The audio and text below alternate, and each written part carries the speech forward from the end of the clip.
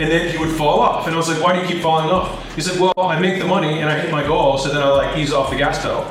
And I said, it's because you're defining your goals the wrong way. I see you as not hitting your goal every time you're not doing the activities. And so I said, make the activities the goal, and then you'll hit it every time and more. And so then he flipped how he saw his own success into simply, at the end of the day, did he do all the things that he said he was going to do at the beginning of the day? And then you can actually control your inputs, because inputs are what drive outputs.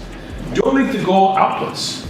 Say, what am I going to do that would be unreasonable that I don't hit these outputs? So for example, my inputs might be, and this is one of my favorite ways for thinking about like advertising, is something that I call the rule of 100.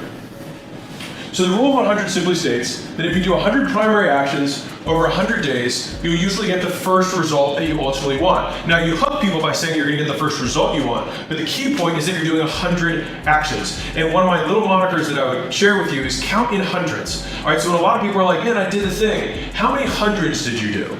If I was doing warm reach outs, I'd say, cool, reach out to 100 friends a day. If I'm doing cold reach outs, I'd say, cool, reach out to 100 people a day. If I'm making content, cool, make 100 minutes of content every day. If I'm running ads, I'd say, run $100 a day.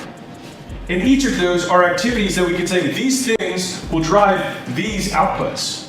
They make that the goal. And so at the end of the day, you can say, yes, I did it, or no, I didn't do it. Not, did I make a sale? Because no matter what, even if you didn't make a sale today, you should still do your 100 inputs so that you can make 2 sales tomorrow. So the second concept we talked about when it comes to goals is how we actually set goals for portfolio companies. And it's not the way that you think, but it is something that you're going to recognize because we actually use the scientific method. And here's how it works. 4 simple boxes. 1 is, what problem are we actually trying to solve? A lot of times we spend the most time on this part of this because a lot of times people are like, oh, I think we need to redo our logo. Why?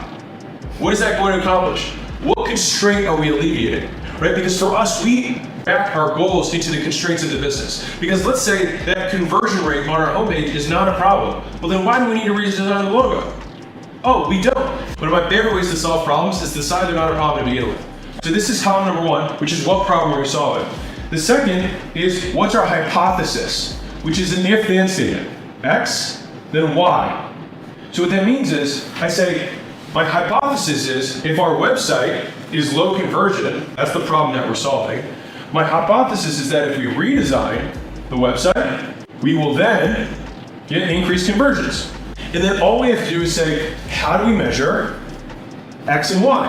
How do I measure that we redesigned it? I could say, yes or no, I did it. Or I could say that we hold a split test every Monday that we run over the quarter. That would be the X. That's something I could say yes or no, we did it. And then Y, my conversion rate, let's say we're at 10%. And then I would say, is it greater than 10%? Yes or no? And then finally, the last thing is, did we do it? And then did it work? We figure out the problem we're solving. We figure out what our hypothesis is to solve it. We determine how we're going to measure whether or not we did or whether or not it happened. And then we say, did we do the thing? And then did it happen? Because we could not do